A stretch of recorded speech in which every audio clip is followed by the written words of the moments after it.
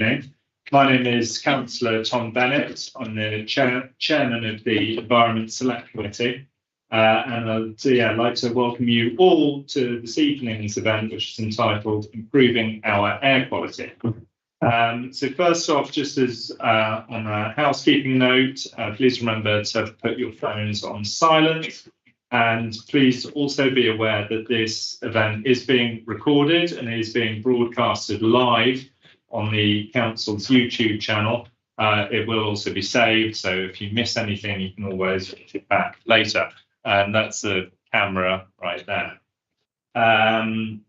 We're aiming to finish the event at about 8 p.m. If you do need to leave early, please do so, but obviously please leave quietly. We're going to have about 45 minutes for Professor Kelly to present to us, and then we'll have 45 minutes for questions at the end.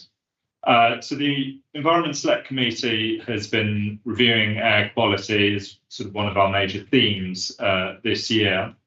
And the municipal year, as some of you might know, is just coming to an end. So across the last year, we've talked quite a bit about air quality. We recently reviewed scrutinised the Council's Air Quality Action Plan and progress on that, and more data is due to be reported on that next month. But we also wanted to sort of broaden the conversation and hear about the latest research on air quality, on the causes of air quality and on the health impacts of air quality, which is a very important issue, obviously nationally, but particularly to this borough, being where we are right in the centre of the metropolis. So I'm delighted that we're able to welcome this evening our guest speaker, Professor Frank Kelly from Imperial College. Professor Kelly is a distinguished academic who has led research on many aspects of air quality. He's published over 380 peer-reviewed papers. He's helped to set up the London Air Quality Network and has, amongst many other things, provided policy support to the World Health Organization. So, as I say, we're very lucky to have him here, and we couldn't really ask for a better authority on the subjects which we want to learn more about this evening. So without further ado, I will hand over to Frank for his presentation.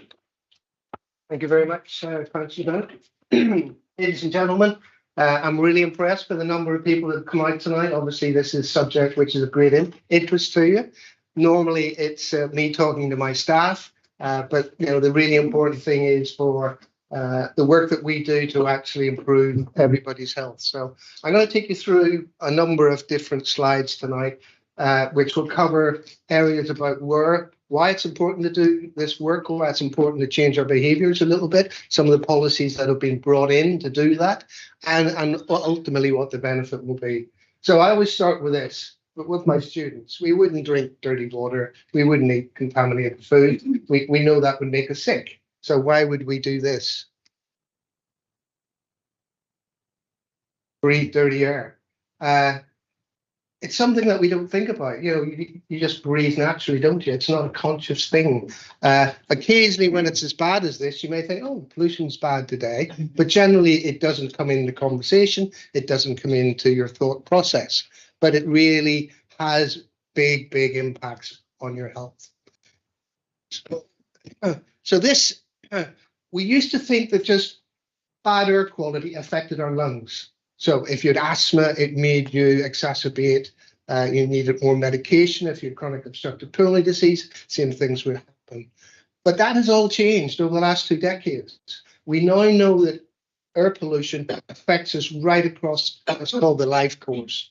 So from the unborn child, there's lots of strong studies now which show that if the mother is breathing poor air quality while she's pregnant, that can have an impact on the size of her baby and when that baby is born.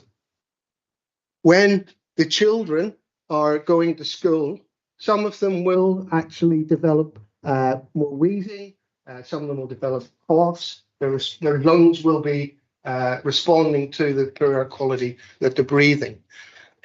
And I will show you a study that we did here in London, our homegrown research, which actually shows that children who are impacted by too much nitrogen dioxide, which comes from diesel vehicles, the lung doesn't grow as quickly as children who are not being exposed to nitrogen dioxide. And that's really, really important. The big message there is that you're born with a small lung, clearly, and as you grow, your chest expands, your lung expands. You get to the age of 18, it all sort of stops for most people. You get to the age of sort of 28 to 30, and at that point, you start to lose 100 mils of volume of your lung each year, right up to the day you die. And that's why when you're my age and some of the people in this room's age, we find it difficult to run for that bus or do whatever, because our lung hasn't got that same capacity anymore. So if the child doesn't get that lung growth restriction back by the age of 18, that's it. They carry that smaller lung with them through the rest of their lives. But I'll show you some evidence for that later on. In the secondary school child, we know that there's more asthma development. We've got the highest rates of asthma in Europe here in the UK, and we start to see the development of the furring of the blood vessels. We call it atherosclerosis. And then in adulthood, there's all the diseases that we think about that ail us. Heart attacks, lung cancer, type 2 diabetes, etc.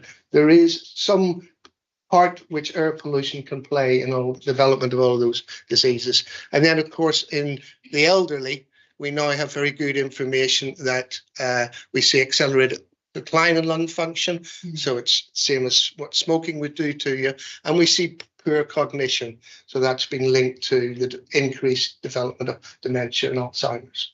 So right across the life course, the quality of the air that you breathe is really important. And I'll say this now, but I'll show you a slide later on. We drink, a couple of liters of water every day. We eat about 2 kilograms of food every day, breakfast, dinner, supper.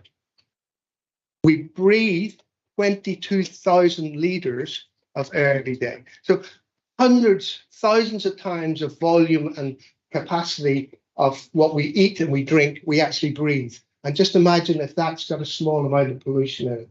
So each of those breaths, you're building up that pollution throughout the day. So that's why it's an unseen, unfelt, unrealized problem.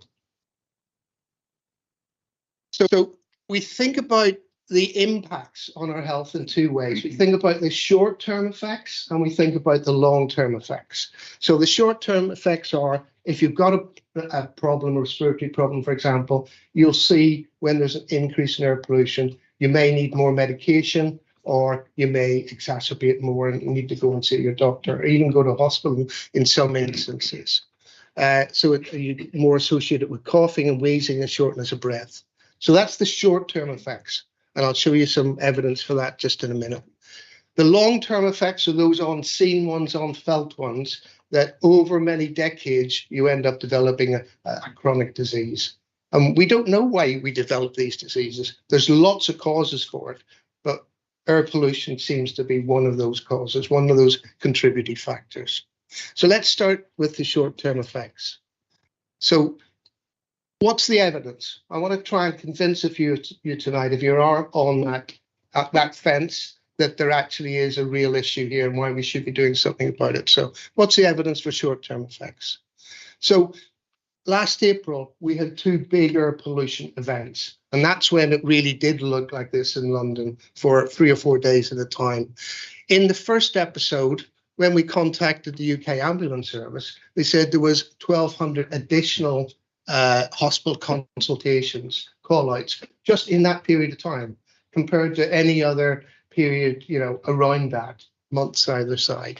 And then the second episode, which actually went to high pollution for 3 or 4 days, there was double that amount of hospital consultations. So that's pretty strong evidence to say that whenever we have poor air quality, more people will suffer the consequences. And that is documented simply by people needing to go to hospital.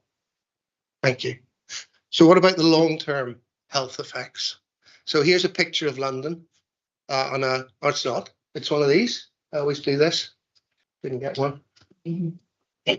Everybody see it? 60 microns in diameter. 60 microns, okay? The human hair. What we're talking about is PM 2.5. So we get how many of those? 24 across the human hair. So you haven't any chance of seeing it. They're tiny, tiny, tiny. And yet we've got this evidence which suggests that if you breathe just, a small amount of this every day throughout your life, then there's going to be health impacts as a consequence. So this is a picture of London coming up now. So this is actually taken from the top of St. Thomas's Hospital. It's a beautiful blue sky. So you look out, if you're at street level, you look up, everything's great. But if you go up high and you look across the city, quite often you'll see this sort of haze. And this is a mixture of NO2, nitrogen dioxide, the gas, and small particulates, PM 2.5. And it's only if you get up level with it and look out do you really realize it's there, even on a nice day like this. So is the air safe to breathe when most days in London are like this? Well, they haven't been this year, have they? But we're hoping for better weather soon. Next slide. So all the evidence relating poor air quality and health outcomes were considered by this committee, which I actually chaired, the Committee on the Medical Effects of Air Pollution. We first looked at all the data in 2010, published this report, and then we updated it in 2018 because there had been a lot more data published. And this report says that across the UK, poor air quality measured as PM 2.5, so just this one pollutant, is associated with a loss of total population life years of 340,000 years. That's the whole population. That's the, whatever it was, 58 million people. That is what we calculated that the population was losing from their lifespan. That was done because we were able to look at areas which had high pollution, medium pollution, low pollution, and just look at life expectancy and take into account all the other things that we know affect life expectancy, like smoking, like diet, like socioeconomic status. And when we did that, then there was still a signal coming out for PM 2.5.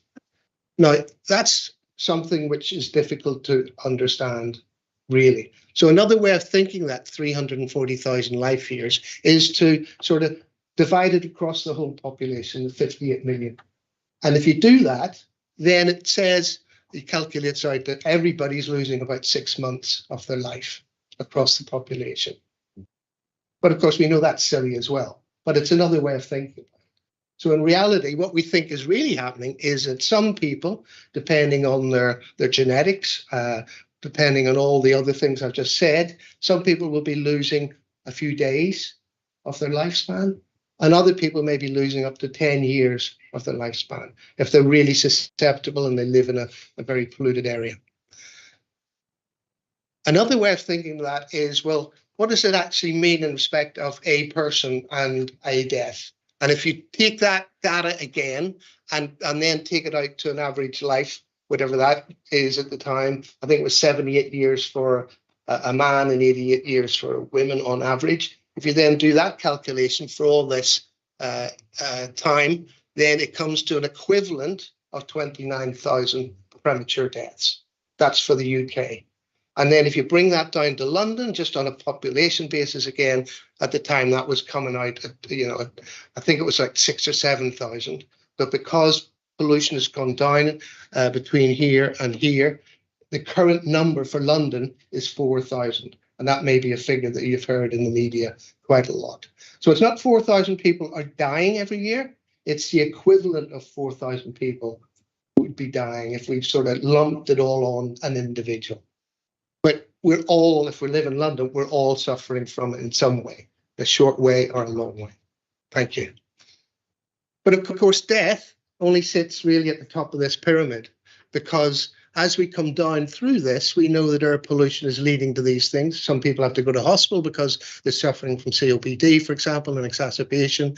Some people have to go and see the doctor. Some people have to take more medication for their condition. Some people are have got symptoms, they're coughing, they're spluttering. Some people's lung function is not as good as it should be because of breathing pollution in for a while. And then there's these subclinical effects, which everybody is suffering. And I'll show you how I know that in a minute. So it is, as we go down here, more and more the population is affected. So it is a population problem. Next slide. So a lot of the information that we rely on for relating the implications of poor air quality on poor health comes from the WHO. They produce what's called the WHO Global Air Quality Guideline. They produced the first set way back in before the turn of the century. They then updated these in 2005, and then back at the end of 2021, just over, well, probably 18 months ago now, they updated them again because there had been a big increase in the information available in those 16 intervening years. Now, these are the 4 main pollutants which we worry about: NO2, nitrogen dioxide, PM2.5, these tiny particles, PM10, which are slightly bigger particles, and this gas called ozone. And just to look at the numbers, in 2005, they recommended that we should not exceed 40 micrograms per meter cubed in the air we're breathing. In 2021, they reduced it by 75%, down to 10 micrograms per meter cubed. PM2.5, they reduced from 10 micrograms as a recommendation down to 5. They halved it, and they brought PM10 down as well. So what this means now is that the health data, which the WHO have considered and made recommendations on, says that there is nowhere in our city of London and other cities in the UK which actually is meeting these guidelines. These are very small numbers, and there's evidence to say that there's health effects down to these numbers or below. So we and every other citizen in the UK generally has a long-term health problem related to air pollution. That's our current understanding. Next slide. So let's think about some of the sources. Now we've got sort of the background material, the understanding of what the situation is. So in the city, like London here, we obviously know that road traffic is a problem. Commercial cooking is actually an increasing problem. We have streets where there's just restaurant after restaurant, and you just have to walk down it and you can actually smell the fumes. Construction, we've got a lot of construction in London, and it involves a lot of transport to and from the site. It involves a lot of generation of electricity on the site through diesel generators. It involves a lot of big heavy duty vehicles, which are all diesel. So construction is a big problem as well. And coming up in this horse race is wood burning. Increasingly, we seem to have a lot more wood burners in our homes, and these they'll be very nice to look at, but actually they can be very, very polluting indeed. So that is something which there's a lot of worry developing about. And then outside our cities, we've got power generation, we've got shipping that uses really dirty fuel whenever it's offshore, the ships, bunker fuel it's called. We've got metal industries, we've got wildfires, we've got desert dust episodes. And these are occasional things, but we've all, in the last year, we've been affected by most of these as well in London. So let's focus in on road traffic. So this is data that comes from what we call the London Atmospheric Emissions Inventory, which is basically, it's a big spreadsheet, it's a database, and all the potential sources of pollution goes into that database. For example, all the vehicle emissions, all the airplane emissions, the train emissions, domestic heating, commercial cooking, everything goes into the database. So it helps us understand what the total emissions are for London in any particular day or month, or whatever. So when this is a few years ago now, this was actually 2016 London Atmospheric Emissions Inventory. We've just finished one now, and it's for 2019, and things have changed a bit, but just the general pattern is the same. So road transport for this is, I think it's for NO2, doesn't say, does it? Oh, it's there. It is. It's for PM 2.5. So for road transport, 2/3 of the PM 2.5 was coming from road transport. And these are the other things. This is non-road mobile machinery. So this is basically construction over here. So road transport was the biggest source of PM 2.5 in the city. When you take that road transport, those emissions, and break them down into the different vehicle classes, then you can see the ones that start to stand out are taxis, diesel cars, TfL buses, rigid HGVs, and LGVs will be, there they are, diesel LGVs, smaller light vehicles as well. So basically, if you were a politician and you asked the question, well, if I want to improve air quality in London and road transport's responsible for 2/3 of the PM 2.5, what policy should I bring in? Well, what that data says to me is we need to do something about diesel emissions. And that's, clearly what the track that the policy has gone down in recent years. So that's all of London data. You heard that here, your borough has updated its data. It's looking at its own information, at the sources of pollution.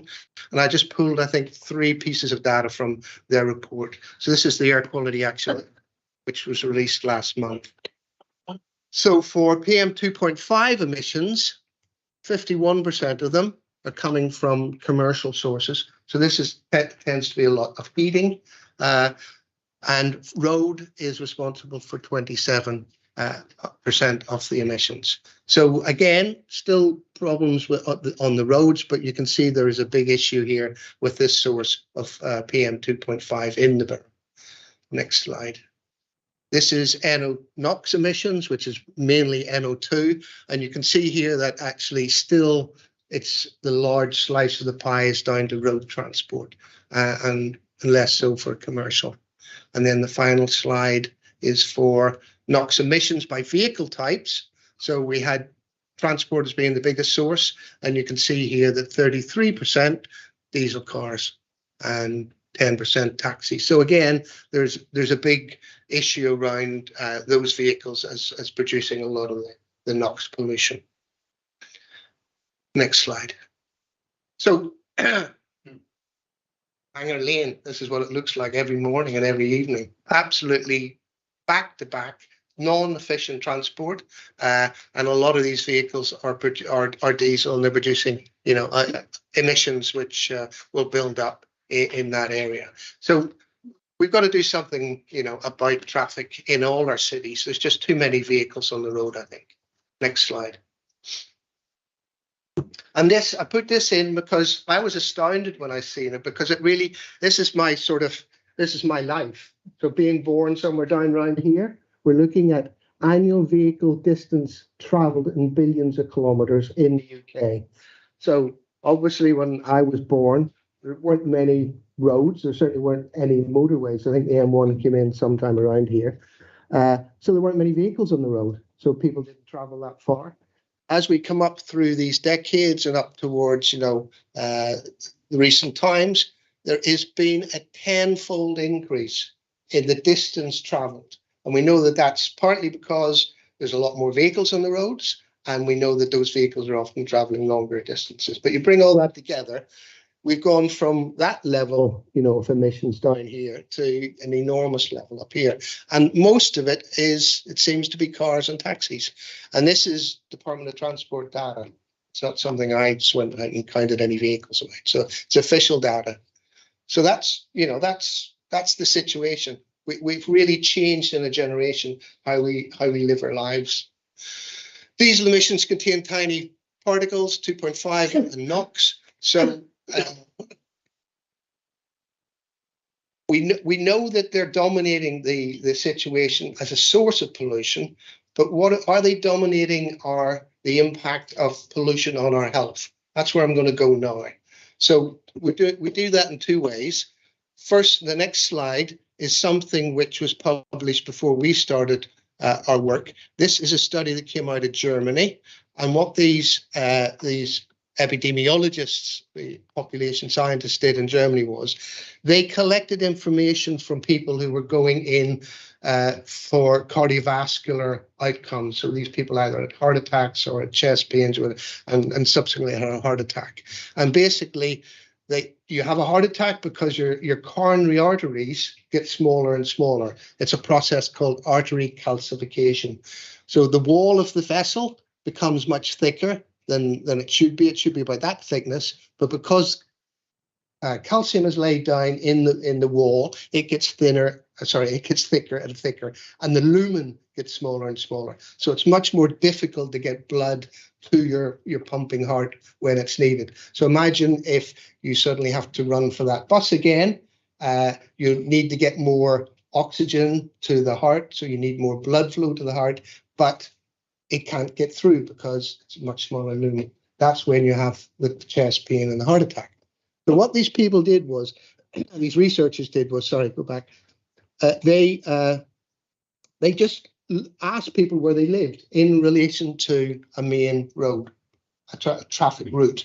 And what they found was that if the people lived more than 200 meters away from a busy route, then there was no link between where they lived and the development of atherosclerosis, which they were measuring in these people. But as they got closer and closer to the busy road, then the risk increased. And this is quite a considerable risk. It's about 1.6. So it's a 60% increase in developing vessels that look like this. So there was this, suddenly in people's minds, there was this link between where you lived in relation to a road and your exposure to the pollution from that road and your long-term health. So that's really where we started to get interested in this issue because, you know, all the traffic problems we have in London. So we did start work, although we didn't start the work in London because we couldn't do the work that we wanted to do in London for numerous reasons. We had to go to Umeå, which is in northern Sweden. It's up near the Arctic Circle. Two reasons to go here. One, the air is pristine. It's beautiful. You know, you can taste it, you can smell it, but it's not diesel or anything else. It's actually it's the forests and the clean air. And the second reason was the Swedes are very environmentally conscious. And 20 years ago, they had realized that to be able to understand some of these issues, you need to do experimentation. So they built an exposure facility, a human exposure facility. And there wasn't anything like that in the UK. There really still isn't as yet. But we collaborated with these people and we went from London to Umeå to do the experiments I'm going to tell you about. So next slide, please. So this is their exposure chamber, and one part of it is basically a factory, and this is a large diesel Volvo engine, and this is the exhaust coming off it, and basically that exhaust comes down through this pipe here where it's getting diluted, and it comes through this wall, and on the other side of the wall there's a chamber, sealed chamber, and inside the sealed chamber we would have a volunteer. And they'd be sitting on a bicycle ergometer. So they'd be doing a bit of exercise every now and again. But the thing is that what they were breathing, if this engine was running, was the equivalent of what you would breathe on a busy London street. So we were able to calibrate it that way. And so we would run experiments where the individual would be there doing a bit of exercise for an hour, 15 minutes on, 15 minutes off. Then at the end of that period of time, they would come out and they'd go into the third room, which was a clinical suite. And I'll show you that in the next slide. But on another occasion, they would come in and we'd do exactly the same thing, but we wouldn't run the engine. So they'd be sitting doing it all, but with clean air in the chamber. So we have an individual whose responses we're going to measure when they're being exposed to what I call Oxford Street pollution or clean air. So next slide. So here they are in the clinical suite, and this was a fantastic collaboration because these are medical doctors, and what they're doing is they're taking a procedure called bronchoscopy. Now, if you're suspected to have lung cancer, you would have this procedure. So they put a flexible bronchoscope down into your lungs, to look for evidence of the lung cancer in your airways. But in this situation, they're using the same equipment, but they're doing it for research purposes. And the bronchoscope can have a camera on it, as it usually would, or you can have a little tube beside it as well, and you can introduce some saline into the lung, wash the lung surface, pull it back out again. And even in some cases, you can actually put a set of calipers on the end of it, and you can take a little biopsy, a little bit of tissue. So in this study, after each of those 2 exposures, diesel or air, we would flush the lung out a little bit and bring the sample back to the laboratory. This is the 4th room, and look at it under the microscope, and we would see cells like this. Now, this cell, it's normally in your lung. It's called a macrophage, and basically it's part of your white blood cell, your immune system, and it's there to protect you. So if you breathe in any bacteria or any viruses, this is your first line of defense. It'll gobble it up. So here we have a macrophage. There are 2 things wrong. One, it's got all these black things in it, carbon, diesel particles. So it's ate up the diesel particles which the individual has breathed in.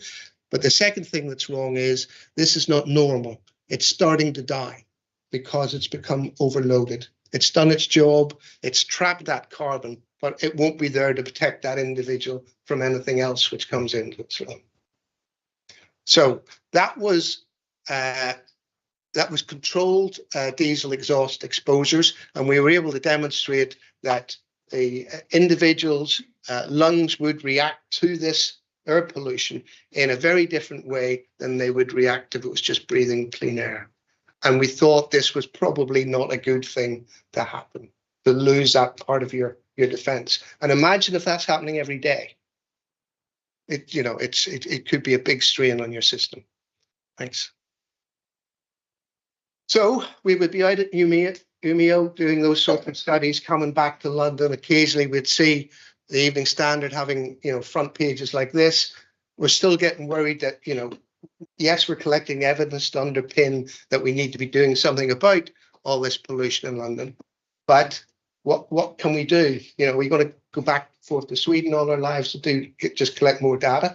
We thought one day, I don't think it was one of those light bulb moments, but it came somehow anyway. So one day I thought,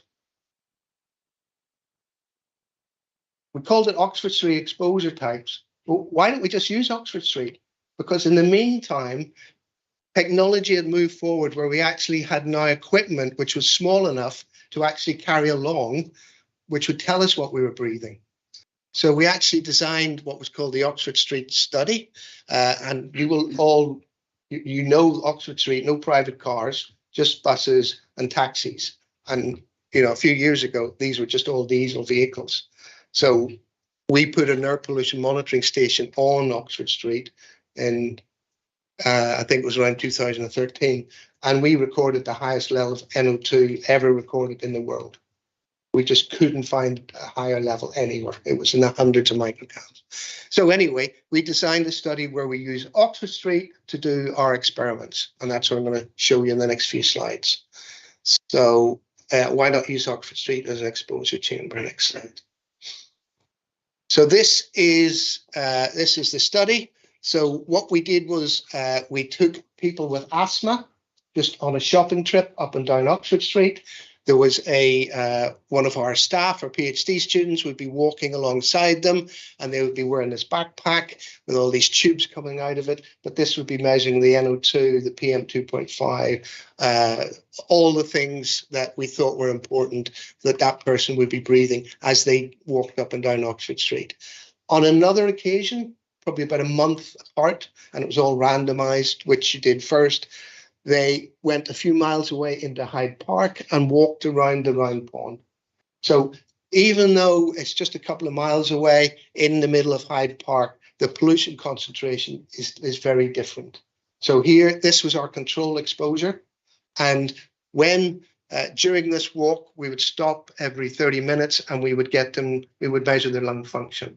So we had their lung function over a couple of hours during that exposure and equivalent lung function measurements over during that exposure. Thank you. So here's the data. The green line is in Hyde Park, and what we're looking at change from baseline of FEV1.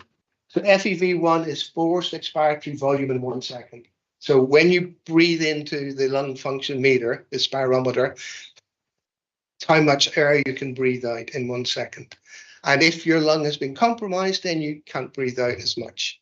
So this is what this was the change in lung function whenever they were in Hyde Park, and this was the change in lung function whenever they were in Oxford Street. And it was a 2-hour walk. So they stopped walking here, and we took them back to the hospital, in fact, at this point. So you can see there's a difference. So the people with asthma, actually, their lungs were not functioning as well at the end of that 2-hour walk. And this, we think, was because they were breathing a lot more pollution. Interestingly, we asked them to come back the next day. And when we brought them back the next day, there was still a significant difference. So that shopping trip in Oxford Street was having a prolonged effect on their lung, which, again, is clearly not true. Next slide. So one more study, and then we'll move on. I told you I'd tell you about the children's study. So this was in East London.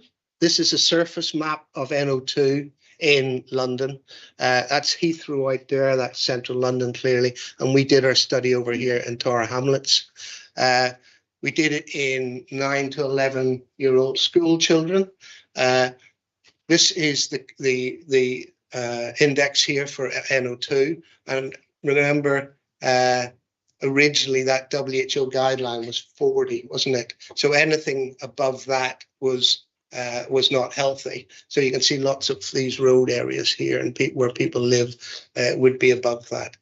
So we went into school, and we basically did a lot of things with kids. But what I'm going to show you is we asked them where they lived, and we asked them how they got to school. And basically we just, there was, I think it was something like 1,400 children in the end. The next slide shows their annual exposure to nitrogen dioxide where they lived at their home postcode. And these are all the children here. So you can see at any of these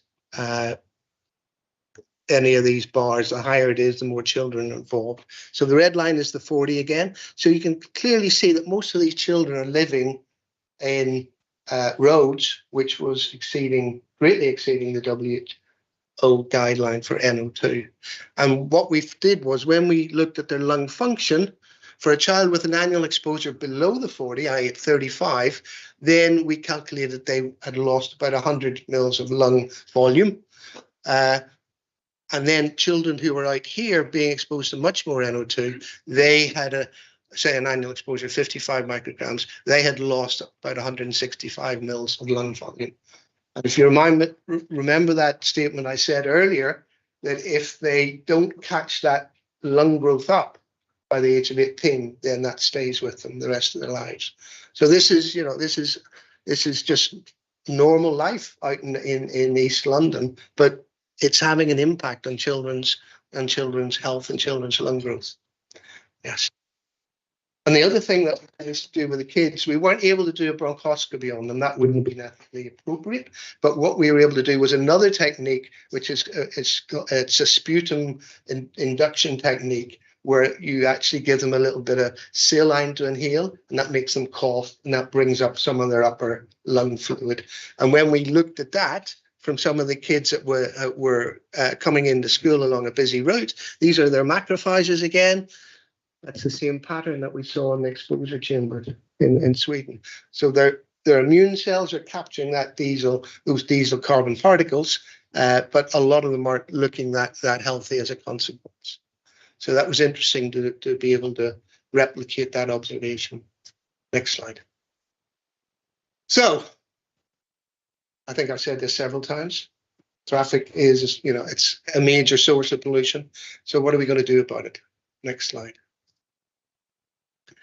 Well, we need to understand, if we get rid of the traffic, we get rid of the pollution. It seems pretty straightforward, doesn't it? But it's nice having that data, that link, that strong link. So back in 2015, there was a bus strike. And this is data from Oxford Street, from our monitoring station.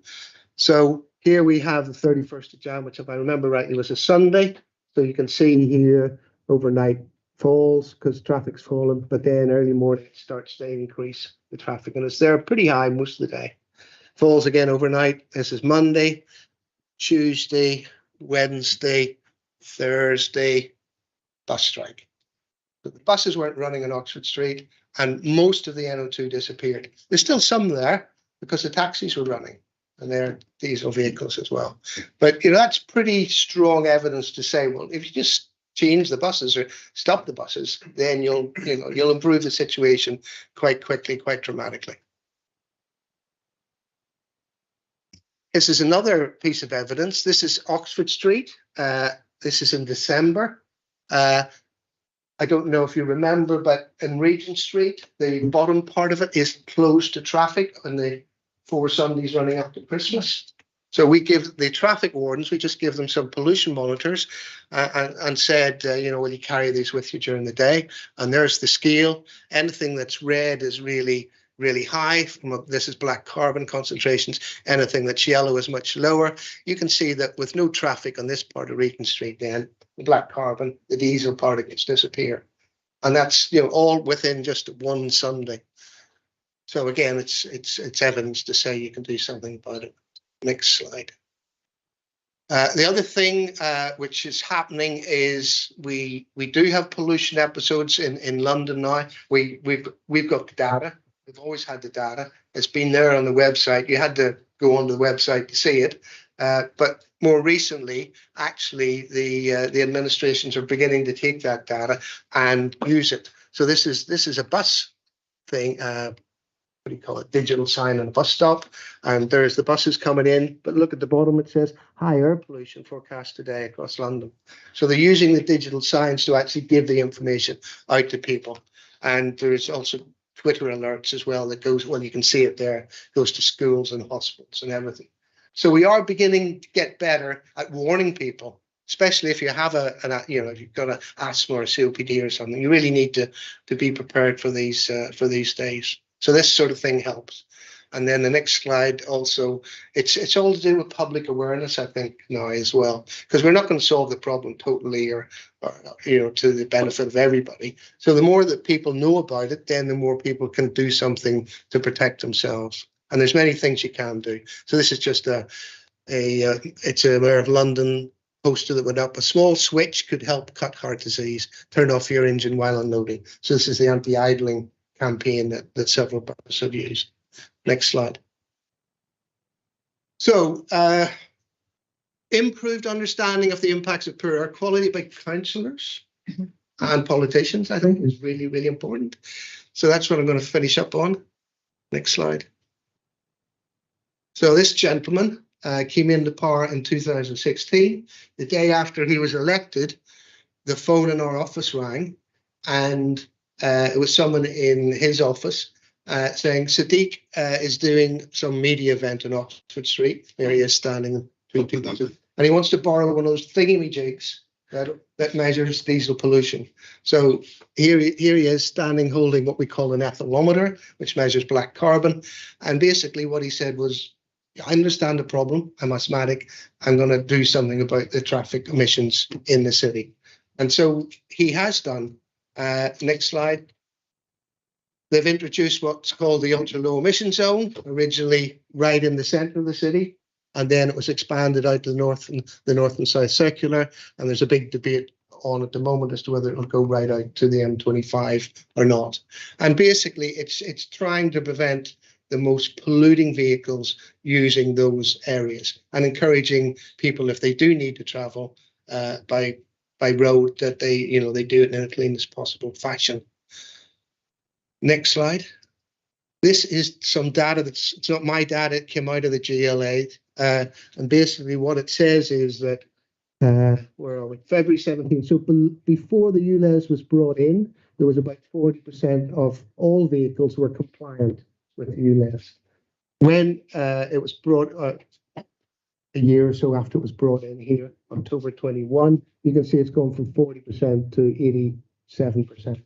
And then back October 22, 6 months ago or so. It's gone up to about 94%.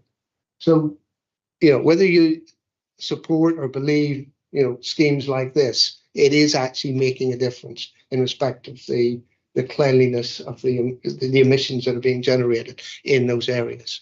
And I think, this sort of shows you that this is by area, central, the ULEZ zone and the boundary, and all those areas, you're seeing an increase in the penetration of the cleaner vehicles. So it is working in central and inner London, and the issue will be whether it manages to come into outer London or not. Next slide. Now, he didn't only just say, I'm going to hit private vehicles. He realized that he had to do a lot more for other sectors of the transportation in the city. So buses, there was a big push with all the single deckers are electric now, are what they called this, which I don't believe in. I'll tell you why in a minute. But and even there's trials now, I believe, with double deckers, which are all electric vehicles. But certainly all of the current double deckers are at least hybrid standard. The other big polluter, next slide, of course, was the taxis. There was 23,000 of these, I think, in the city, and most of them were pretty bad. They introduced only new licenses for the new electric cab, the TX5, which, if you've been in, is actually quite a pleasant vehicle to be in because it's quiet and it is zero emission capable. So that's been pushed as well, that initiative. Next slide. And this just summarizes the things that have been done to try and improve transport emissions in the city. So we talked about the low emission zone, the bus fleet, the taxi fleet, electric car charging networks are being expanded, and he's really pushing active transport as well. And of course, that is something which, well, just keep that in mind, active transport, because it's something I think is really, really important. And I think the next slide explains that. So I said I don't believe in zero emission because a vehicle, even though you take the engine out of it, which is producing the emissions of fuel pipe, the vehicle will still, if it's electric, produce tire emissions, tire particles. It'll produce brake particles and it'll produce road wear particles. In fact, an electric vehicle now, all those emissions are still considerably high related to some of the fossil fuel cars because a lot of the electric vehicles are bigger and heavier. So they're producing more pollution as a consequence of that. So this graph actually shows, I think the blue is the tire, the green is the roads, and the red is the brakes. So it just shows you that this is particle size, that all these sectors of the vehicle, and if you add that all together, you still have a significant amount of PM2.5 being produced from these vehicles. So replacing every vehicle in London that uses diesel or petrol with an electric vehicle is not the answer. We'll still have a pollution problem. We will not reach those PM2.5 WHO guidelines. So that's why I go back to saying that active transport is really, really important. If it works for the journey, and it will do work for many people's journey, if they feel they can do it safely on a bicycle. I think that's, all cities have got to really consider that more. Next slide. Getting near the end now. This is just showing the different sectors. It's pretty recent data. It's 2019 LAI. Road transport now responsible for about 27% of the PM10 emissions. This is in the city. But look at construction; it's higher. It's 30%. So we need a big push on this sector to try and reduce these emissions now, and that's beginning to happen. There's new regulations coming in to say what type of vehicles they can use to and from site. They can't use diesel generators on site, etc. So that will come down eventually as well. There's commercial cooking in there. I don't think there's really a lot of action around that at the moment, and we're going to have to do more about that. And biomass, that will include wood burning. So still work to do, I'm afraid. Next slide. This is what I told you at the very beginning of the talk. Remember about the amount of food, the amount of drink, fluids, and the amount of air that you breathe. Air dominates it by all measures. What this slide shows you, we'll look at this one.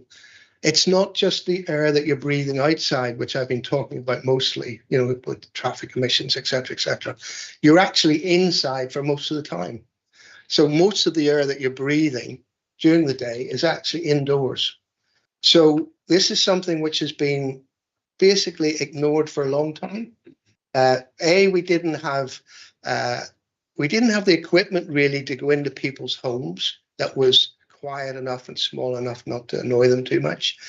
We were busy doing all the work outdoors, so we actually didn't have time to do the indoor work. But increasingly, we're now beginning to realize we need to do more work here. We need to understand what we're breathing indoors. We need to understand what's coming indoors from outdoors. We need to understand what we're producing indoors and how that all comes together. So I'm going to finish up with just a study which we're just starting. This slide, before I do that, this slide reminds us that indoors, you've got everything you've got outdoors. So there's all the particles, there's all the gases, but you've also got other things. You've got, we've just gone through COVID. So we've got viruses in some situations. We certainly have got bacteria in most situations. And increasingly, we've got fungi.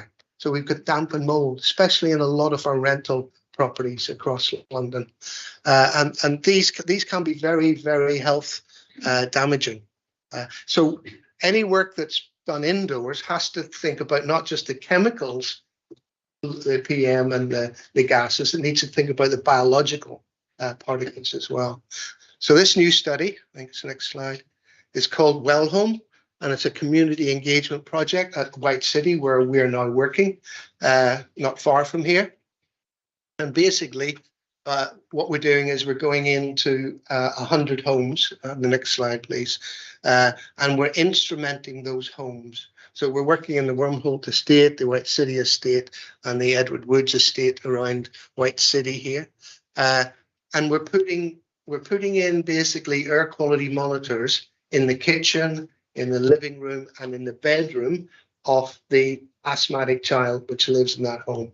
So this is 100 homes is a big study, and they've got the equipment a month in spring summer season and a month again in the autumn winter season. So we're looking at the seasonal differences. We're measuring the air quality outside their home, so we know what's going in. And what we want to do is identify all the different sources. Some of them are obvious. Cooking is a pretty obvious one. Gas cooking versus electric cooking. How you clean your home, the chemicals that you're using. Some of the behavioral practices, whether they burn incense or candles. The source of heating, wood burning, for example, if they do that, or open fires even. All of this is important, and then we'll be relating that to the health of the children in the home, especially the asthmatic children. And hopefully that will give us a much better understanding of what's important to control in the home, but more importantly, it'll give us a guidance as to whether we need to come up with, advice to say you need to change how you live, your behaviors, or we need to come up with advice to say we need to remove gas cookers and cooking hobs from the homes of these rental properties. So that's back to you, the council, to do that. And of course, this all ties in with climate change agenda as well. But we can't say that yet because we haven't got, the understanding which will allow us to do that. But hopefully this study will help. Next slide. So that's just telling you what we're doing. It's 100 households, 10 of them actually. We will instrument them for the whole year. So we've got a whole 12 months of data about this. Next slide. It's going to be on asthmatic kids, which is really, really important, I think. And finally, the team. So I'm only here as a spokesperson. So the Environmental Research Group is a group of really dedicated people. Most of them, this is our 30th anniversary, and most of them have been working for those 30 years, except some of the younger students. But the older staff are very dedicated and really want to try and make a difference. So at that point, I'll stop and try and answer your questions. I can start.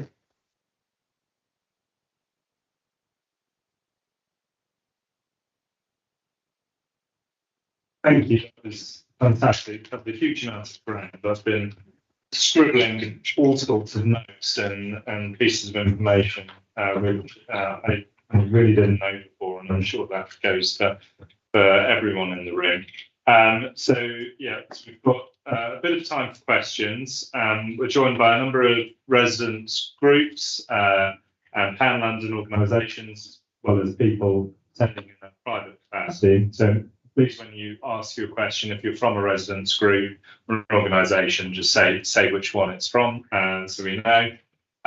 We also are joined by a couple of RBKC officers as well. So although this evening is predominantly about Professor Kelly's presentation and asking him questions, if you do have any questions specifically for officers, if we're able to take those very quickly now, we will. If not, we can take a note of those and get back to us later date. As I said, the main opportunity this evening is to ask Professor Kelly questions. So with that, I'll open it to the room. Yes, lady here. So I'm here as a resident of Earls Court, which is a pollution hotspot. And I know some of you because I'm often involved in planning application because during the day, but that's not what I'm representing today. I work at Imperial College in a different part of the college as a health and environmental economist. So my question is, thank you so much, Frank, for your talk. It's very inspiring and scary at the same time. And my frustration is that we know all that. We know the air we're breathing is bad. We know Earls Court is a pollution hotspot. But now when we have the opportunity to take action, very often, this is not something that is taken into account. And I can give you two examples. We had a very big one, the Holiday Inn Hotel, which actually Sadiq Khan was involved. And a few people here in the room have a different perspective because, for example, the health impact of that project, which was to double the size of the hotel, reduce the green space, worsening traffic, the health impact didn't count at all. And there was no regards for the impact on the environment. They were recognizing the fact that the air quality would be worsened, but because of the ULEZ, they were expecting on average an improvement in air quality. So I thought that was really unfair. Another example is the one you are very familiar with, small hotel asking to remove trees in a conservation area, 30 opposition. I come and explain the health impact of this kind of decision beyond the air quality, also the well-being impact and so on.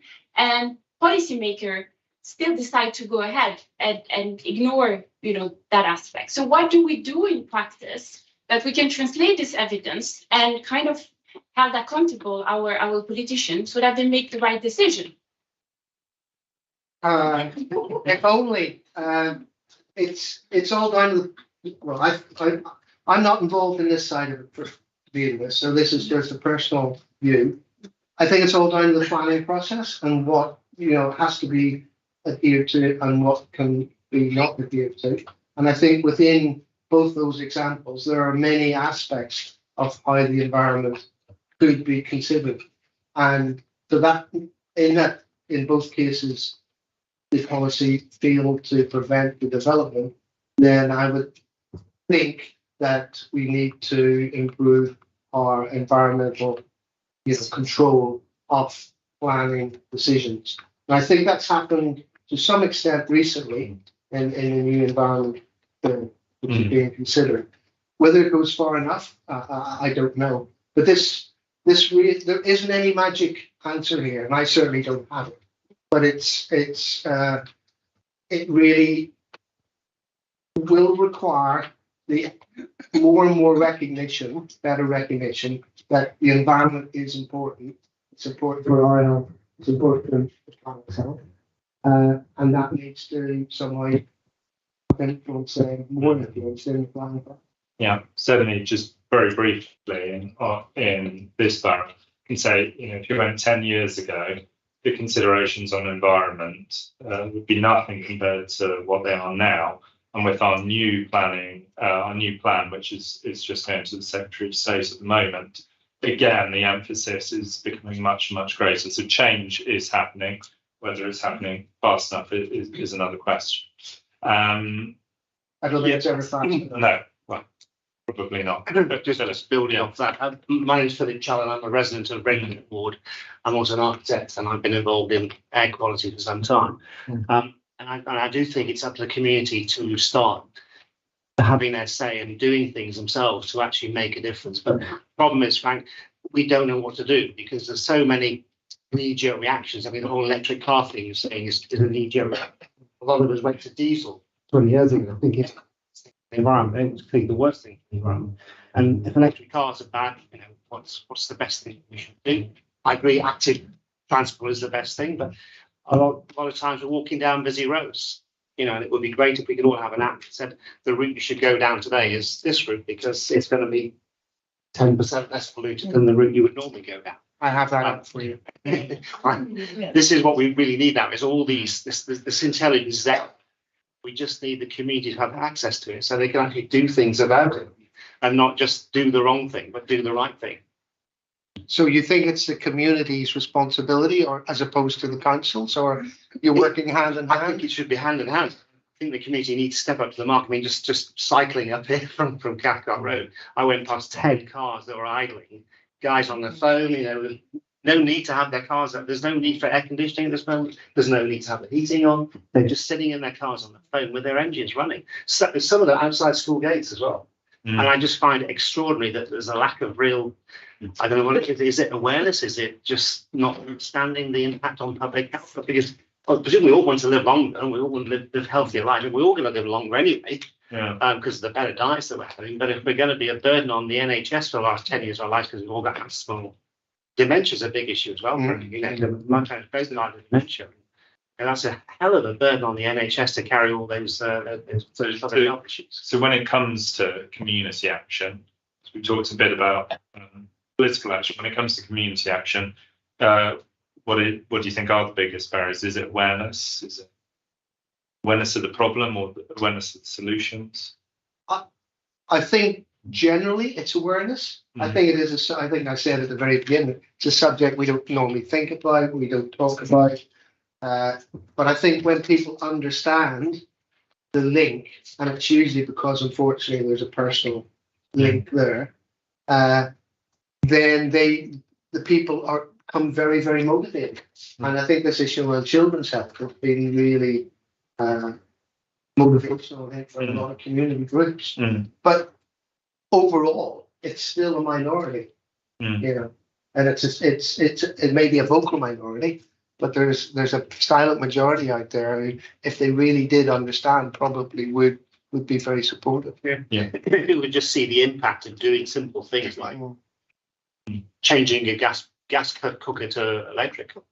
Yeah, it's a very simple thing to do. Hi.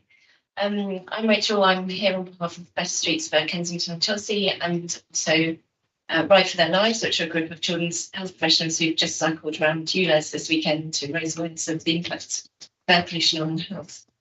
I'm wondering what we can do to protect people that are most vulnerable, such as children, young people, bus drivers, taxi drivers, cyclists. What kind of solutions are there for that? Clean transport. So at the moment, clean transport is, electric, but I think we need fewer vehicles on the road. So we could, if we just had a really, really clean public transport system, which was affordable, many cities are now beginning to sort of think about seriously. I think that would be a massive step forward. And then I think the other issue about being safe, when you're on your bike, having protected bike lanes. I think there's a lot of people, young people, who would go out and use that as an alternative. So there's nothing new here. It's just how do we achieve it, really? Can I add to that? One thing I've often wondered, the use of masks. It seemed very strange before COVID, and now seems a lot more strange. But I've heard people say actually when it comes to PM 2.5 or maybe even NOx, it doesn't make a big difference. When I cycled up here this evening, would it have made a big difference if I'd been wearing a mask? It depends on the quality of the mask. If you have a professional cycling mask, which will probably cost you 35 pounds, and you change the filters regularly on it, it will make a difference, yeah.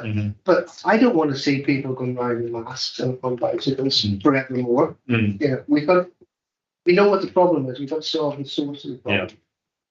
In the meantime, if you're sensitive and to pollution, you could wear a mask, or you could use the app, which will tell you where the low pollution route is. It says this is what Google Maps will tell you to do, but this route here, you'll reduce your exposure by 20%. It'll take you 5 minutes longer, and then it gives you another one that says this will take you 20 minutes longer to reduce your exposure. So the data's out there, but again, why increase your journey by 30 minutes? I mean, let's get rid of the pollution. Yeah. It's just talking about, as you say, solutions in the meantime rather than the fundamental solution. Lady at the back, no. My name is Fred Moore. I'm a resident. Your presentation was fascinating and excellent. I was just curious about the innovative last piece of research with asthma and children in the at-risk areas, in particular by Lloyd City. Within that population, did you make any links with Cancer Research UK within their anti-smoking campaigns to see if that has any type of impact within populations? Because there's some data that shows that smoking demographics have added and changed, yet there is some evidence that it's shifted in terms of at-risk populations. And I was just curious if that was also being considered as something that on a public policy level has major implications on top of transport-related problems and pollution. Sure. Just out of curiosity, with respect to the asthma piece. So to deal with that issue, we excluded any family that had a smoker. So we're not recruiting smokers into the study.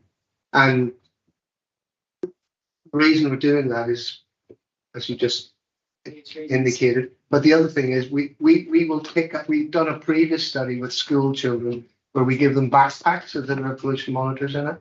And it was very intuitive. We thought that they were going to get most of their exposures on the way to school, based on that school study I showed you up there. But in fact, a lot of the kids were being exposed to most pollution at night at home, and that's because one of the parents was a smoker and was not leaving the home to go in and regarding this. So yeah. It's a problem. Christoph from the Ministry for Guest just said, well, are there examples of cities or local authorities having successfully tackled their pollution? Having significantly decreased basically the levels of pollution with various indicators to WHO standards. Are there best practices? Yeah, no one's really reached the new WHO standards. That's going to be a challenge for every society. But there have been some very progressive cities. Helsinki has been at this for the last 30 years. And they even have their politicians now riding bikes to work because it's very safe to do that. And there are other cities which are beginning to make big strides. Paris is bringing in a lot of free public transport on when pollution reaches a certain level. To try and dissuade people using their cars. And even cities like Bogota in Colombia, recognizing that they've got the same problems as everybody else, every Sunday they close the center of the city off to traffic. And it's just amazing. There are tens of thousands of people walking, cycling, playing, doing yoga, everything on the streets. They've reclaimed the streets. And it's when you have that sort of evidence and feeling, I think then people start to realize what it could be like if you sort of claimed your street back again. So I think I'm pushing for that to happen where I live out in Kingston. I haven't managed yet, but I think you just need to see the others, the way life can be if you change things. Great. Yeah, sorry, Mary. Yeah. Mary, I'm Councillor. I was really interested in your blocks showing towards the end You showed construction is bigger than traffic, and then you mentioned construction traffic. Is construction traffic in the traffic section or the construction section? And the other question I wanted to ask was about commercial cooking. What about domestic cooking? And why is it? And should we all stop going to restaurants? Not to overdo, but wouldn't it be nice to think that I didn't have to either? No, I think likewise. I don't think we should. We should all stop using cars either. But I think we should do this in a better way. So no, we want to keep our restaurants, but we don't want them to be as polluting. So we want them to have filters on their exhaust systems, which are regularly maintained. If they are particularly problematic, if they're using, there's some barbecue-based restaurants now, I believe, that produce a lot of pollution. So maybe they need to be controlled somewhat. The traffic to and from construction sites, all those diesel lorries, etc., they're in the construction, Not in the traffic. not in the traffic. So that's just the way the data's been dealt with. But clearly, I think it's very confusing because there are presumably other aspects of construction to polluting. I mean, angle grinding and dust produced from all of that is in. It's not just the traffic. I know, but it's a bit confusing to have the traffic bit in there when it's also somewhere else in terms of just as a layperson looking at data. Yeah. Well, if you're cleaning up the construction, you have to clean up every aspect of what that construction site needs, and the traffic is part of that. It is, but dealing with them requires completely different measures. I think there's a breakdown in the full data. If you dig into it, you can find out that sort of information. Yeah. But it's attributed to the outcome. You can put it in either one, I suppose, really, isn't it? Thank you. Emma, I'm a councillor in North Cairn. I've got filthy asthma, especially at the moment.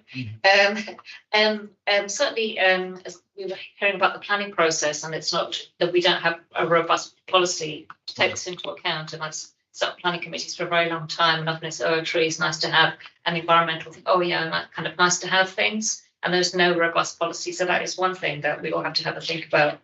I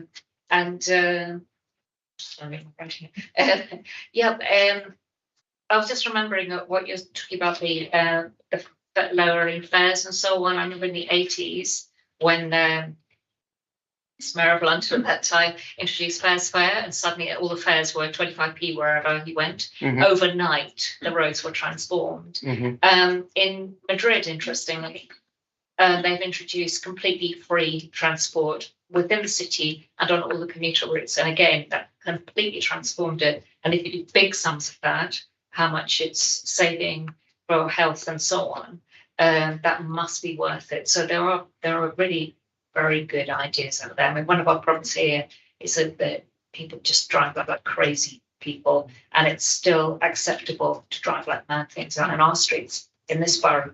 And that's not good. We have to make that socially unacceptable and also enforce the rules we have, like idling. There's no enforcement over idling, not zero, just we were talking about, Tom. And the enforcement is a tricky one, I think. But I think it's a policy plus, big ideas maybe on getting people onto public transport, clean public transport. So the issue there is that if you reduce the fares or even made it free on certain days, whatever, I mean, the system would be inundated, wouldn't it? Be overpowered. It's already pretty busy in London. So we do need to plan for any change like that and make the investment up front into staggered work times. Some people do that anyway. As staggered workouts. It was really interesting. Well, I should have said, I'm very clear. So anybody who didn't really understand it, you put it all together in a very clear way for experts and amateurs like most of us. Thank you. Tim Dennis, Environment Health at Kensington, Chelsea. Two quick things. A great presentation, very enjoyable. The problem for us is domestic heating, boiler replacement. You didn't mention it, I don't think. And the other bit is the pictures you showed for the White City projects. They were all old buildings. Are any of them modern buildings that are heated and ventilated really well? Or are you just looking at old stuff?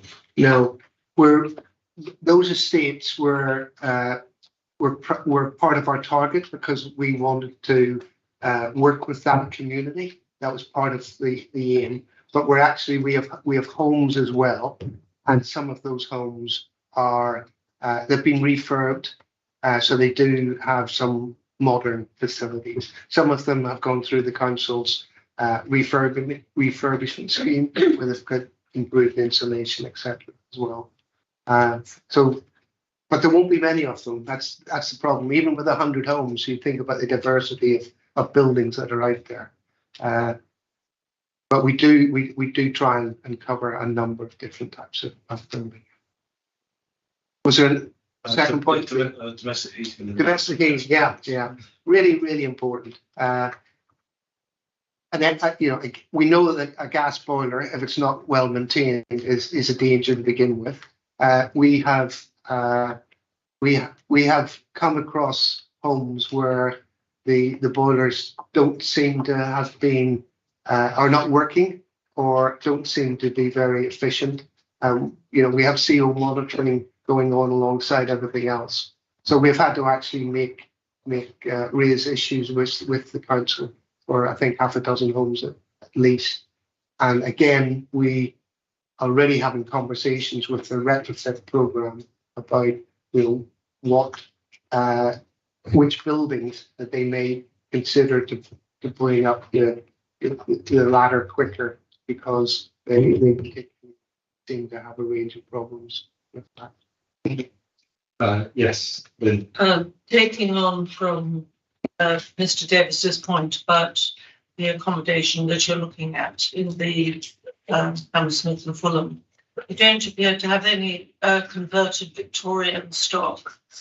And when you helped me with monitoring on Warwick Road, many of the properties we were looking at were housing associations which were converted in the 70s. And they seem to be disproportionately disadvantaged because they're on a red route. They don't have double glazing. The ventilation is poor. And because of the configuration of the room, the accommodation, you probably will they'll keep the windows closed so you get condensation, you won't get good ventilation, so you get mold. And probably get mold in the basements as well. So what we found, because we did the 20 monitoring sites, was in fact children who were in housing association stocks in certain areas, and will help me as well. We're going to a school which was had a playground which was exposed to pollution. So I was these children were actually getting double whammies. So where is the funding to be able to upgrade this accommodation? Because these children are starting from a very poor baseline. Housing association. Yes, I mean, but everybody, we need housing association stock. We need to be able to, somebody's got to invest in them in order to bring them up to standards which we wish children to live in. And the other point he pointed out was the amount of streets with a whole load of food. Now, what I find, and a number of people in our school feel very aggrieved about, and Mr. Davis won't be at all surprised, is the subject of extraction and aircon in restaurants, where people can come into a restaurant, they can put on a new compressor on aging extraction equipment, but actually there's very little we can do about it because of legislation. And yet that will smells and bats and everything else. So what do you think we should be doing about that? Very quickly, there is only now awareness, I think, about this issue. So it's going to require some more data collection, and that then has to be considered by government. There's going to have to be legislation to move this one. Are you talking about in houses? No, the commercial restaurants, the commercial. Yeah, we just don't have the DEFRA doesn't have the awareness. The legislation. And you're rightly said, I mean, we have enormous, problems in our housing stock. We all know that for a number of reasons. And it's going to cost billions. So the only thing we can do is to try and identify where the most needing cases are and start going through that process. And that's what we're doing at Hammersmith and Fulham. They have a list of what they thought they would target, but it wasn't based on need at all. It was just based on location or age or something. So we're hoping to be able to. Yeah. Another thing we find in our borough, our own properties, RBKC tenants, we can do something about reasonably easily. It costs money, but we can do something about. So in the housing association properties, it's a lot harder, and that's where I'm sure Linda's found in Earls Court a lot of the worst cases, black mold and such like. But let's see, we've got probably 3 more questions. Yes. Hi, my name is Cheyenne. I'm a member of a number of the associations, but I'm speaking privately. First, thanks for the work that you've done, because I think there's a lot of positive that has come from it, and the awareness that you've created, because I think also a lot of your data is quite is dated. And I would imagine that if we had today's data, we would see some improvements. The new taxis, the new buses, Oxford Street, the cycle routes. So I think there's also maybe a little bit of a positivity to come from it. A little bit. We are on the right path, I think. One thing that I feel strongly personally about is cycle routes, and this whole debate in Kensington about having a cycle route. And I think the debate keeps on being pushed back because there's a lot of opposition to retrofit an existing street and take away lanes for traffic. And I think the argument seems to be that if you have standing traffic and you have less lanes and traffic doesn't move, that's no good for anybody. And somehow in this borough in particular, I think it's proving quite difficult to get a decent cycling network, which is very sad, I think. On the issue of, and I'm also in development, that's what we do for a living. This debate about the planning regime, there's also a lot of positivity that I think comes into it. We are now retrofitting double glazing, we're putting solar panels on, so we and better heating systems. There's still a lot to be done, I think. I'm not sure whether the solution is to stop people from removing trees or forcing them to plant trees in their gardens. I think maybe that's the debate would be quite difficult to have, to tell people what to have in a garden, for example. But on the discussion, but there are certain areas where I think policy could be stronger, and it would be quite easy. For example, extraction on restaurants, and I think that would be very easy for the industry to then get onto. So I guess question 1, cycle lanes, fitting them onto streets. Is that better if we have standing traffic and have a cycle lane? I'm very much for it. And how do we then get this to the wider public so the council can do what the council wants to do? It's a very, very difficult situation. And, we do need protected cycle lanes, I think, because we do need more people having active travel. But on the other hand, by putting them in, yes, we're going to increase congestion. So the only way around this is actually to decrease the number of private vehicles, I think, on the roads. And that is the question: how do we manage to do that?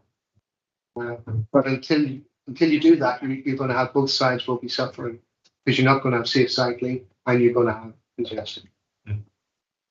And your other point, Sharon, is on. No, that was just a general comment. I think it's relatively easy to policies, to enforce policies around extraction and the restaurants. Yeah, is there any particularly low hanging? That is a low hanging fruit. I think that's pretty obvious. But as I said, I think we do need the data to say that this is polluting ridiculous amounts. Yeah, but I don't think that really guidelines of what's acceptable, what's not acceptable, what should be the how to test it. Lady here. Jane Well, Earls Court resident. Just out of interest, how much would it help if the council had a fully integrated environmental, social and health policy? I think that would be great. And how close do you think is Kensington Chelsea to attaining that? And that's the council. Yeah. How close are you to integrating social, environmental and health together? Well, 100% should be done, needs to be done. yeah, I mean, I'll let you I speak. think the advantage is definitely to have that conversation and to have that ability to address any of the questions that come to the You can committee. handle that a bit. Well, we've got the lead member for public health here, which I don't think she was expecting to speak. I don't know, Sarah, if you want to say anything towards that, to integrating environmental and public health policy in the borough. Well, in fact, public health is now investing across the council. So yes, we are moving in that direction. It's too early to sort of give you some examples, but there is quite a bit of work going on with housing at the moment in particular. But at some point, we'll bring some open scrutiny on that. Yeah, but I think it's something which is growing awareness, and certainly nationally, you read about it a lot more. You know, when we think of the NHS budget, and people say actually investment upstream in public health is the only real way we can reduce the demands in the NHS. And actually, Tom, we've been investing in the council's green fund. Yeah. And in schools. And in schools. Yeah. So certainly there's quite a lot of work going on at the moment across the council. Yeah. But it's only days. Okay, fantastic. We'll take, two. I'm not going to ask the big questions, I'm sorry, just because time. Gentleman here and then lady there, and then we'll finish with Will, and then we'll have to call it a night. Yeah. Simon Burke at Clean Air in London. I also chair the Knightsbridge Neighbourhood Forum. Just want to say thank you very much, both of you, for this great session, and thank you, Frank, for that wonderful description of things. I think Frank deserves a lot of credit, because I think through all of his work over 30 years and more, actually in Brompton Road, for example, levels of nitrogen dioxide have fallen from 90 micrograms per cubic meter 15 years ago when I started campaigning to 30 now. We know we need to get down to 10 with the WHO, but through Frank's work highlighting diesel, it's gone a long way down. A couple of things. One is KNC's actually just launched a consultation on cycling, including in High Street, Kensington today, which closes on the 26th of June, which people can comment on. The other thing on commercial cooking in Westminster, which I know better, half of the fine particles generated within Westminster actually come from commercial cooking. I think a lot of within that, the low-hanging fruit is this sort of charcoal stoves and so on, which can actually see sometimes smoke coming out of chimneys, which is illegal, going back to the smoke control rules. The other thing I'd just like to ask really you, Councillor, is that got a lot of buildings on both sides, Westminster and KNC, around Knightsbridge. We want to go to zero air emissions, all electric. And there's an application in at the moment, Harrods, I know has wanted to go all electric, but they're looking to put in some more gas boilers. But we don't have the detail. It's not been published with the application, which has been initially approved. So perhaps officers could follow up with me just to help me understand why that's happened, what the council, perhaps you just say what the council can do to get us towards these electric buildings, which would tackle a lot of these problems, when combined with insulation. Thank you very much, both of you. No, thank you, and certainly, we'll definitely follow up with you on that. I know that planning policy only, it's not the answer to all problems. That only legally can extend so far, and there's, I'm sure you know, lots of things you can do without planning permission, particularly internally. But let's look into that and see if we can get more information on that. I don't know if there's anything else. Well done over 30 years. Thank you, Sam. Yes. Thank you. Hi there. My name's Mona. I'm on the Council of North Kensington.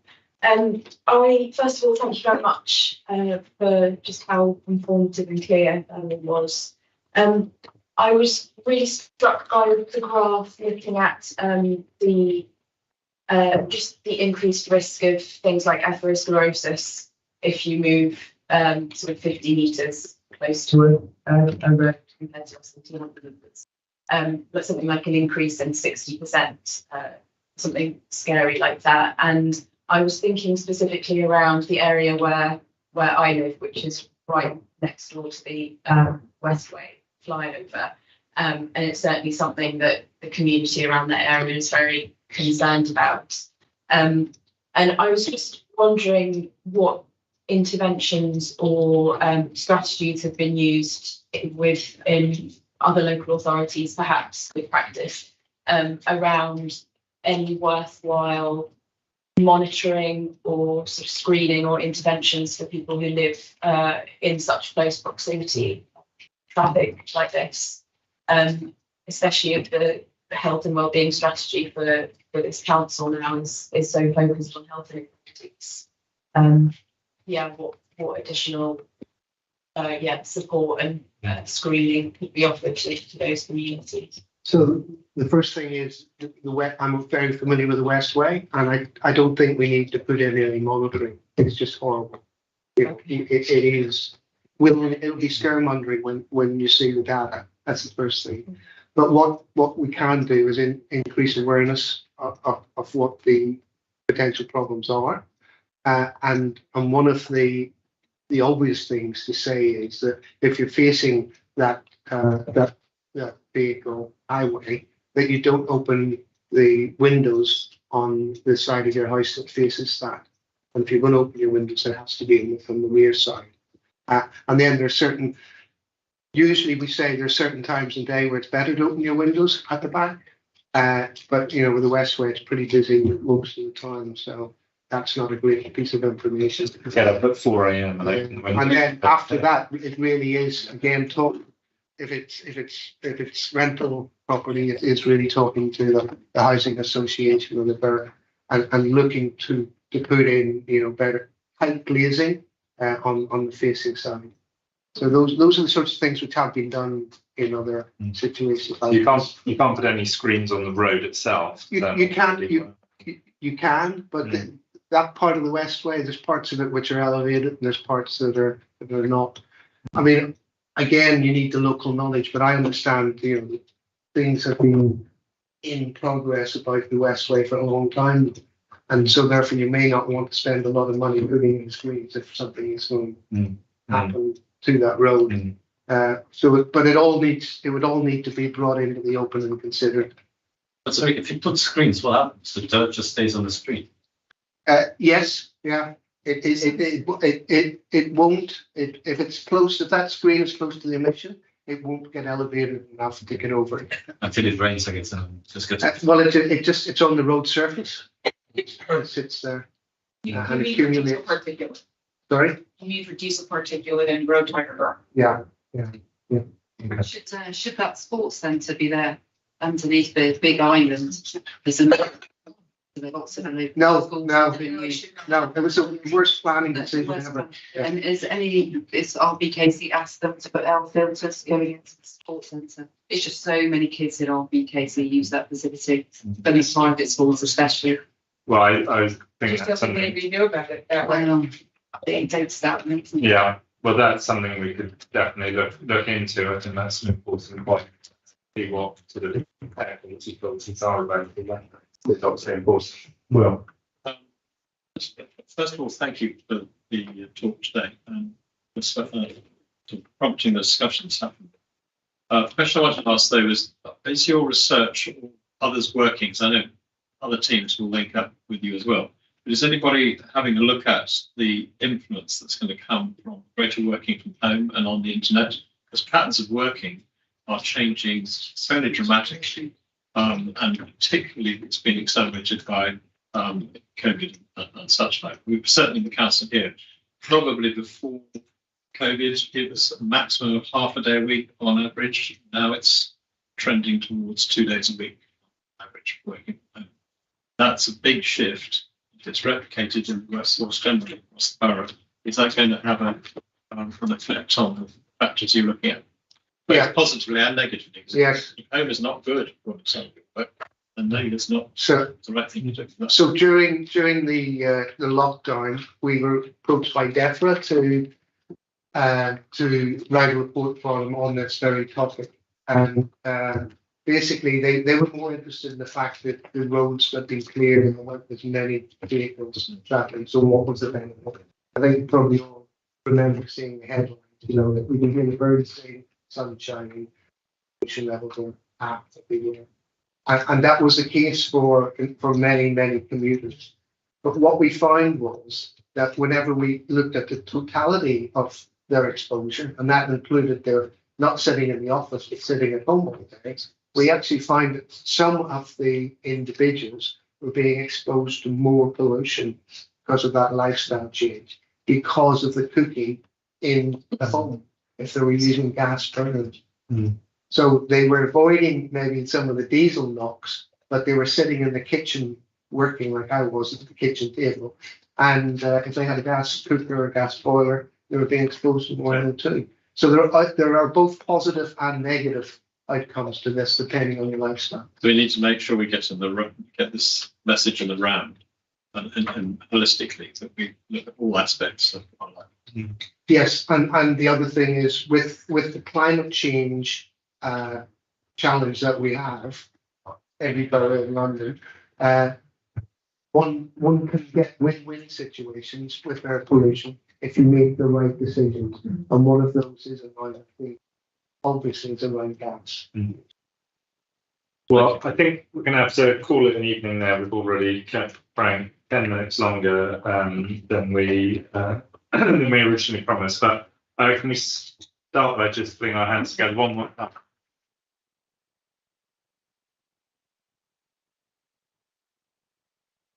Let's go. It was an incredibly informative evening on so many areas affecting air quality, particularly in this borough. So certainly a big thank you from me and from the committee. And thank you also to everyone who attended and everyone who contributed tonight. Can I just ask, any of those available somewhere online? So certainly the recording will be available on the council's YouTube channel. So everything can be watched back there. There will also be a write-up of this evening's meetings, both the presentation and the Q&A. So we'll make that available. If you can't find it online, please send an email. James, who's the best person for people to email? You could email the generic inbox scrutiny@rbkc.gov.uk. So scrutiny@rbkc.gov.uk. If you can't find the write-up or the YouTube channel, we'll send you the link. And well, yes, thank you everyone for coming. And yeah,